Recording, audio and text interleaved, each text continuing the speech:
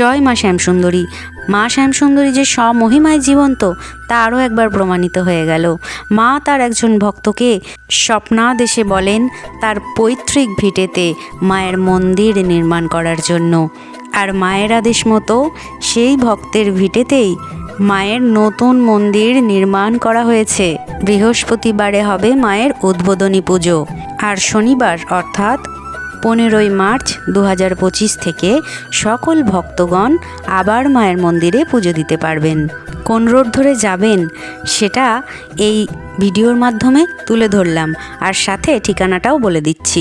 মুকুন্দপুর বাইপাসের অভিদীপ্তা 1 নম্বর গেটের বিপরীতে institute of management স্টাডির বিপরীতে দুটো বাড়ির পিছনেই মা শ্যামসুন্দরী মন্দির। এছাড়াও রবীন্দ্রনাথ টেগোর হসপিটালের 3 আর 4 নম্বর গেটের পাশ দিয়ে যে রাস্তাটি ঢুকেছে সেখান দিয়েই ডিফ অ্যান্ড ডাফ স্কুলের পাশের বাড়িতেই মা শ্যামসুন্দরী মন্দির। তাই রোডের ভিডিওটা সামান্য হলেও তুলে ধরার চেষ্টা করলাম। এছাড়াও শঙ্কর নেত্রালয়ের পিছনেই মায়ের মন্দির। শিয়ালদহ থেকে মৌরালি মোড়ে এসে যে কোনো বাসেই মায়ের মন্দির আসা যাবে। ডিটেলসে বড় ভিডিও খুব শীঘ্রই আসছে। জয় মা শ্যামসুন্দরী।